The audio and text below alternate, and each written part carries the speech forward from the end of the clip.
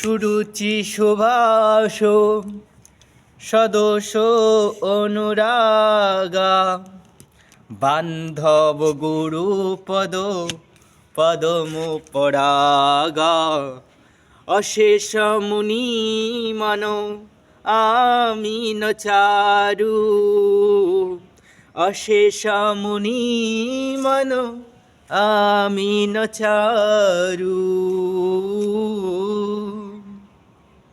সুরুচি সুভাষ সদোষ অনুরাগা বান্ধব গুরু পদম পরাগা বান্ধব গুরু পদম পরাগা অশেষ মুনি মন আমিন চারু।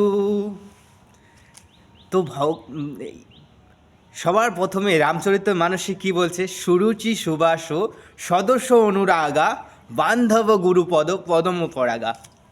তো রামচরিতমানসের মধ্যে এমন কিছু আছে যে তাপস বেশ বিশেষ উদাসী 14 বরেশ রাম বনবাসী। রামচরিতমানস এমন একটা জিনিস যা হৃদয়কে একেবারে নির্মূল করে দেবে। কিভাবে? তার যে শ্লোকগুলো আছে শ্লোকের মধ্যে ডুবতে হবে। কিভাবে? গঙ্গার জলে যেমন ডুব দেন, সকালবেলা চান করলে যেমন ডুব দেন, সেই পুকুরের মধ্যে যেমন ডুব দিলে আমাদের হয় চান হয়ে যায়, রামচরিতমানসের মধ্যে চান করলে আমাদের সমস্ত যে পাপ আছে সব দূরীভূত হয়ে যাবে। কিভাবে? এমনভাবে সুরুচি সুবাস সদোষ অনুরাগা বান্ধব গুরু পদম পরাগা।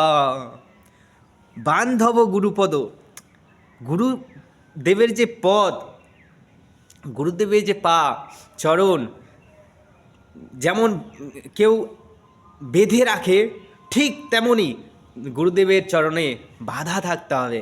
তো তখন কি হবে?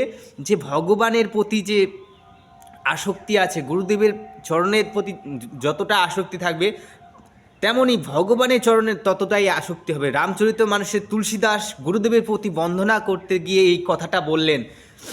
আর লাস্টের দিকে অনেক কিছু ঘটনা আছে। তাপস বেশ বিশেষ উদাসী 14 বরেশ রাম বনবাসী। তাপস বেশ মানে তপস্যার বেশ ধারণ করে তিনি বনবাসে যাচ্ছেন। তো ভগবান রামচরিতমানসের মধ্যে এত কিছু সুন্দরভাবে এক একটা শ্লোকের মধ্যে এত কিছু গহরাই আছে যে তাপস বেশ, তপস্যার বেশ ধারণ করে নিয়ে তিনি বনবাসে যাচ্ছেন। বিশেষ উদাসী, তাপস্য বেশ বিশেষ উদাসী 14 বরেশ রাম বনবাসী। তো রামচন্দ্র বনবাস ধারণ করলেন। তো কার উদ্দেশ্যে? ভক্তগণে সুখ দিতে প্রভুর অবতার। তো ভক্তদের সুখ দেওয়ার জন্য ভগবান রামচন্দ্রের অবতার হয়েছিলেন। তো হরে কৃষ্ণ।